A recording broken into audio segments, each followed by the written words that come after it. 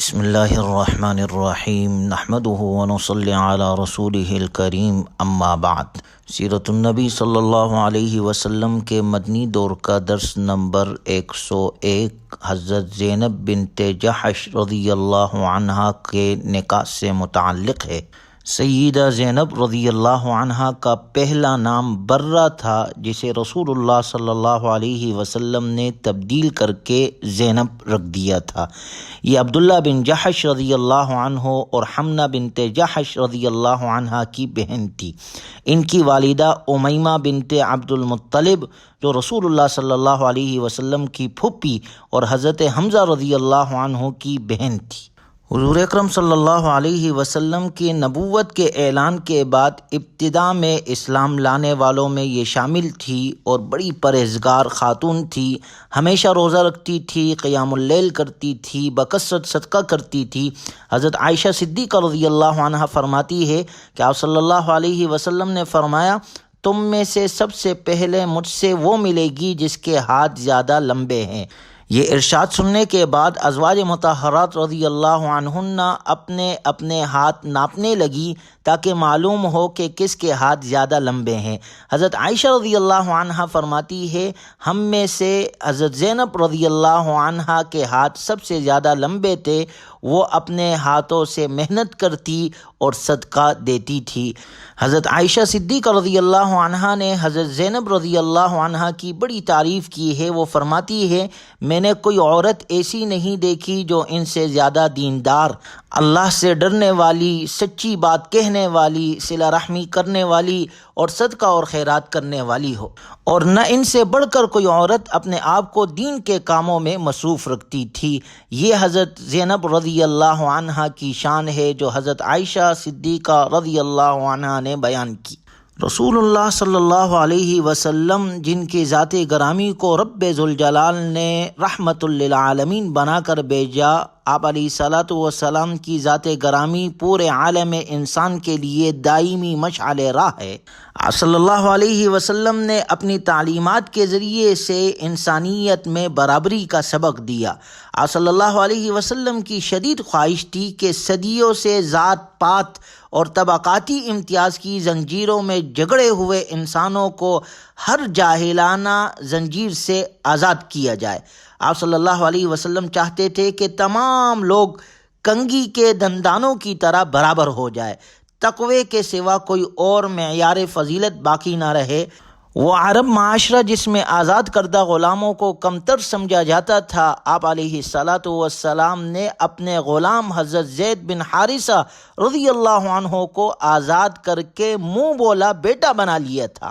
آپ صلی اللہ علیہ وسلم کا ارادہ تھا کہ حضرت زید رضی اللہ عنہ کی قبیلہ اسد سے تعلق رکھنے والی اپنی پھوپھیزاد بہن حضرت زینب بنت جحش رضی اللہ عنہا سے نکاح کر کے معاشرے کی اس طبقاتی اونچ نیچ کو ختم کر دیا جائے، اور اس وقت طبقاتی اونچ نیچ کی جڑیں اتنی گہری تھی کہ اسے رسول اللہ صلی اللہ علیہ وسلم ہی ختم کر سکتے تھے، تاکہ امت مسلمہ اسے نمونہ بنا لے اور انسانیت ہدایت کی اس راہ پر چل پڑے۔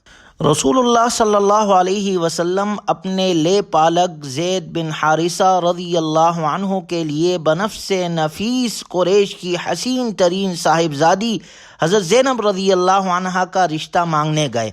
جب آپ صلی اللہ علیہ وسلم ان کے گھر پہنچے اور حضرت زینب رضی اللہ عنہا سے زید رضی اللہ عنہ کے رشتے کی بات کی تو ان کے بھائی عبداللہ بن جحش رضی اللہ عنہ نے یہ رشتہ قبول کرنے سے معذرت کی، اور حضرت زینب رضی اللہ عنہا چونک پڑی۔ انہوں نے بڑی حیرانی کے عالم میں عرض کیا، اللہ کے رسول، بھلا میں زید سے شادی کروں؟ میں تو عرب کے معزز ترین قبیلے کی کنواری لڑکی ہوں، میں زید سے شادی نہیں کروں گی۔ آپ علیہ الصلاۃ والسلام نے فرمایا، بالا فانکحیہ، کیوں نہیں تم اس سے شادی کر لو۔ حضرت زینب رضی اللہ عنہا نے کہا، اللہ کے رسول، میں اس بارے میں سوچ بچار کر لوں۔ ابھی یہ بات جاری ہی تھی کہ اللہ تعالیٰ نے یہ آیت مبارکہ نازل فرمائی وَمَا كَانَ لِمُؤْمِنٍ وَلَا مُؤْمِنَةٍ إِذَا قَضَى اللَّهُ وَرَسُولُهُ أَمْرًا أَن يَكُونَ لَهُمُ الْخِيَرَةُ مِنْ أَمْرِهِمْ، اور کسی مؤمن مرد اور کسی مؤمن عورت کو یہ حق نہیں ہے کہ جب اللہ اور اس کے رسول صلی اللہ علیہ وسلم کسی معاملے کا فیصلہ کر دے تو ان کے لیے اپنے معاملے کا کوئی اختیار باقی رہے۔ وَمَن يَعْصِ اللَّهَ وَرَسُولَهُ فَقَدْ ضَلَّ ضَلَالًا مُبِينًا، اور جو اللہ اور اس کے رسول صلی اللہ علیہ وسلم کی نافرمانی کرے وہ یقیناً کھلی گمراہی میں جا پڑا۔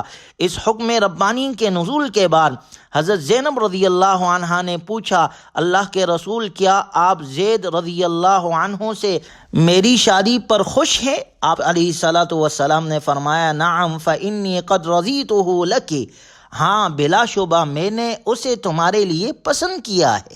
چنانچہ آپ علیہ الصلاۃ والسلام کا یہ ارشاد سن کر حضرت زینب رضی اللہ عنہا نے عرض کیا، میں اللہ کے رسول صلی اللہ علیہ وسلم کی نافرمانی نہیں کروں گی، میں حضرت زید رضی اللہ عنہ سے شادی پر تیار ہوں۔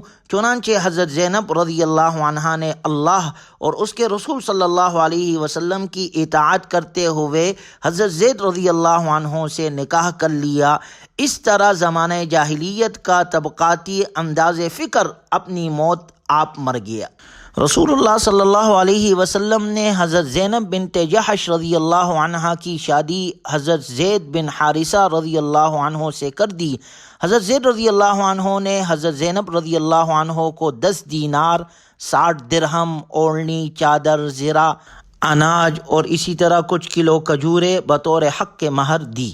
حضرت زینب رضی اللہ عنہا کی شادی حضرت زید رضی اللہ عنہ سے قرار پانا دراصل اسلام کے مقاصد جلیلیہ کا آئینہ دار تھا، تاکہ لوگوں کے مابین قبائلی اور خاندانی عصبیت، جاہلانہ فخر و غرور، اونچ نیچ اور رنگ و نسل کے باطل امتیازات مٹا دیے جائے اور انسان کے شرف اور عظمت اور فضیلت کا واحد معیار صرف تقوی قرار پائے۔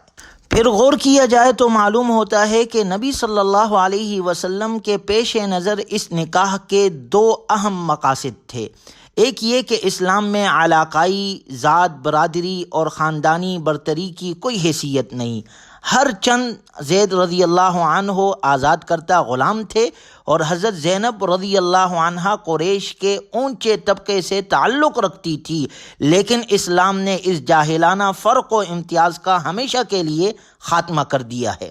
دوسرا عظیم مقصد یہ تھا کہ نبی صلی اللہ علیہ وسلم سیدہ زینب رضی اللہ عنہا کو اسلامی احکامات سے پوری طرح آشنا کرانا چاہتے تھے، اور ان کے ذریعے سے خواتین قریش میں اسلامی تعلیم و تبلیغ کے آرزومند تھے۔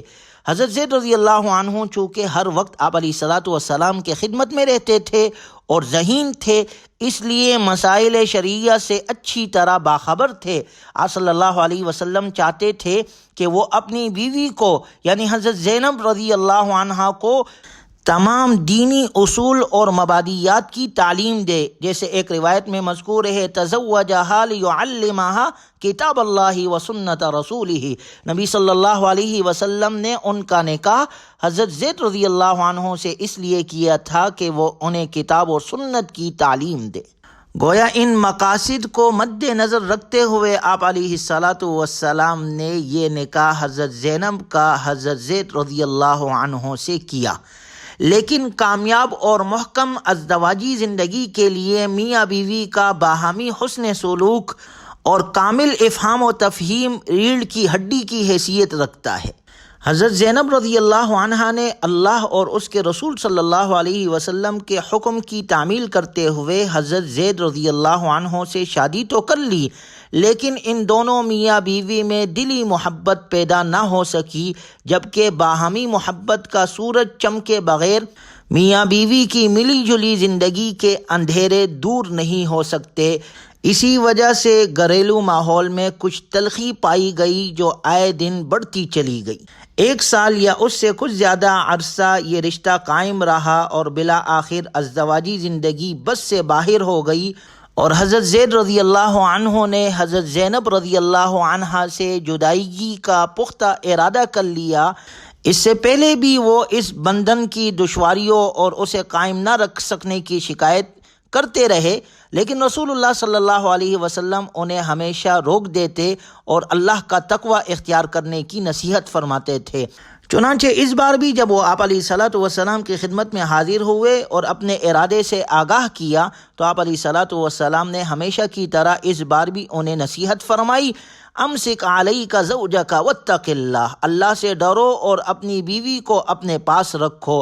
حضرت زید رضی اللہ عنہ نے آپ علیہ الصلوۃ والسلام کے حکم کی تعمیل میں اصلاح احوال کے لیے سارے جتن کیے، ہر امکانی کوشش کی، لیکن ہر معاملے کی طرح دل کی دنیا بدل دینا بھی اللہ ہی کے ہاتھ میں ہے۔ بیوی کی فطری مزاج کی تبدیلی حضرت زید رضی اللہ عنہ کے بس کی بات نہیں تھی، اور وہ بڑے باوقار، خوددار اور شریف النفس انسان تھے۔ انہیں گوارا نہ تھا کہ اپنے خوشی کے لیے اہلیہ کی زندگی کو تکلیف میں ڈال دے، یوں انہوں نے علیحدگی کا حتمی فیصلہ کر لیا۔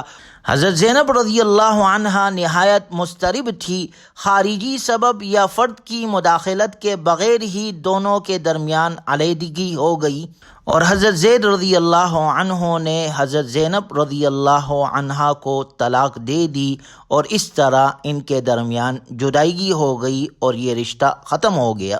حضرت زینب رضی اللہ عنہا طلاق پا کر عدت میں بیٹھ گئی، اور ان کا ذہن خالی تھا، وہ بالکل نہیں جانتی تھی کہ ان کا مستقبل کیا ہے۔